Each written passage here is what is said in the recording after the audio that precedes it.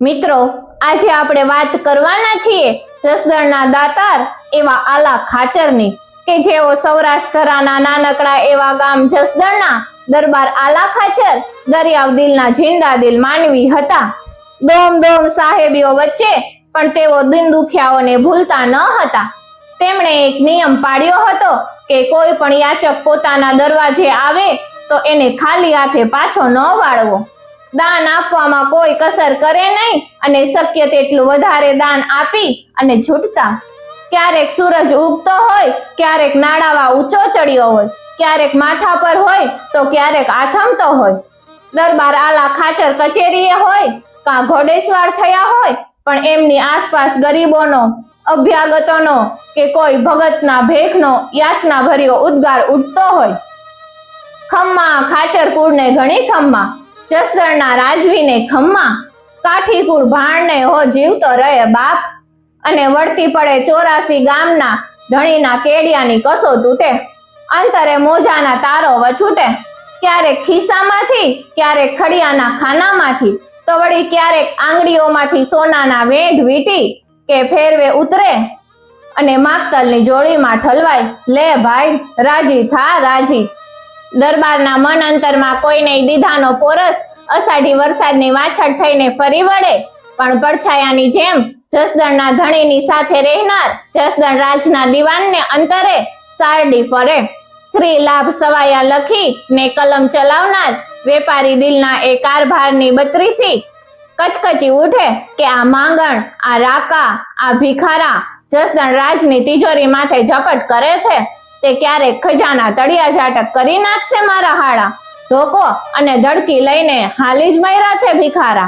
અને દરબાર આલા ખાચર પણ કાળો કોપ કે બીજું કાંઈ આગળ પાછળનો જરાય વિચાર કરે છે? ખિસ્સા અને ખડિયામાંથી કાં તો દરદાગીના અને આંગળીના વેઢ ઉતારી આપે છે। અરે એકવાર તો આલા ખાચરે પગનો સોનાનો ત્રાડો પણ કાઢી ને દાનમાં દઈ દીધેલો। કાળો કોપ કે બીજું કાંઈ? બાપુ આલા ખાચર, દીવાન કમકમી ગયા। બોલો કારભારી, સાંભળો તો વાત કરું જસદણના ધણી। કરો, હું સાંભળું જ છું।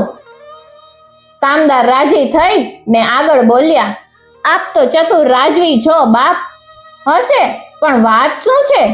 દરબાર આલા ખાચરની પાપણના ફરકાટમાં અણગમો અને આશંકા ફરકી ગયા। તમારો ચહેરો ઘણીવાર કટાણો કેમ થઈ જાય છે કામદાર?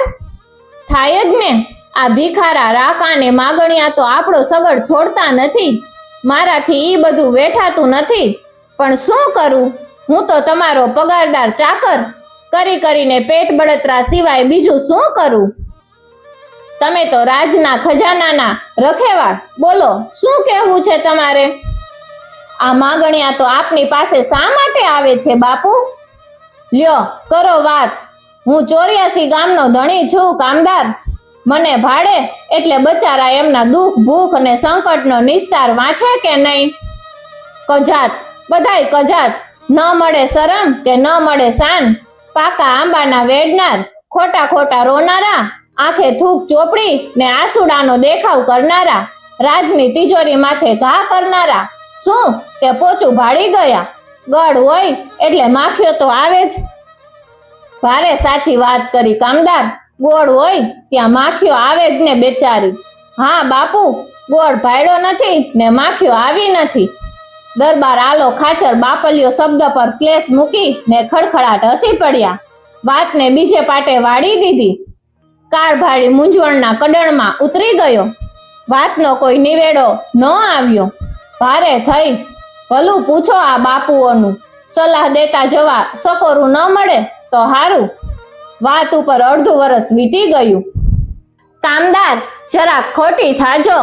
જસદણને આંગરે લોક કલાકારોનો ડાયરો હતો ને અડધી રાતે પૂરો થયો।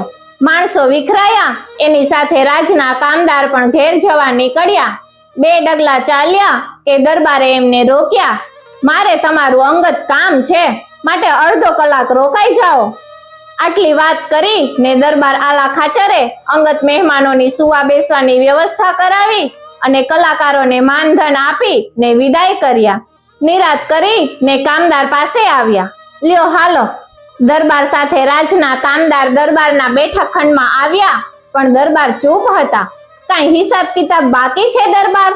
જઈને ઊભા રહ્યા અને કામદારને કહ્યું, જુઓ દીવાનજી, આ શું ચીજ છે?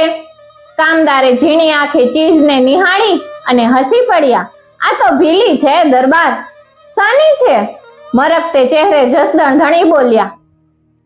ભીલી ગોળની જ હોય ને દરબાર, પણ કોઠારને બદલે આપની બેઠકમાં મૂકવાની ભૂલ કોણે કરી? મેં કરી. કા? તમને દેખાડવા માટે. ગોળમાં શું જોવાનું હતું બાપુ?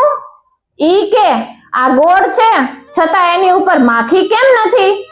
પણ માખી માટે મને પૂછવાનું બાપુ? હા, તમે જ વાત કરેલી કે ગોળ હોય ત્યાં માખી આવે. યાદ કરો કામદાર, હું યાચકોને દાન આપતો એ વખતે તમે જ વાત કરેલી કે દાન આપો છો માટે માગણ આવે છે. માગણ માખી જેવો છે, તમારી પાસે ગોળ છે. ઈ વાત તો સાચી ને બાપુ? ગોળ હોય ત્યાં માખી આવે જ, તો આ ગોળ છે છતાં આમાં માખી કેમ નથી? માખી તો દિવસે આવે બાપુ. કામદાર હસ્યા. મારો બાપલ્યો. દરબાર આલા ખાચર ખડખડાટ હસ્યા. કામદાર, દિવસના 2 અર્થ થાય છે, જાણો છો ને? 2? હા, 2. તમે તો ભણ્યા ગણ્યા ને ચતુર છો, ને બીજો અર્થ ન જાણો? હા બાપુ, દિવસનો એક અર્થ સૂરજના અજવાળાનો સમય અને દિવસનો બીજો અર્થ દિનમાન એટલે કે દહકો. જાહો જલાલી. રંગ તમારી ચતુરાઈને. માખીઓ તો દિવસ હોય એટલે કે દિનમાન હોય ત્યાં આવે બાપ. મારા આંગણે સૂરજના પ્રતાપે રાજનો દિનમાન છે, માટે તો માખીઓ આવે છે.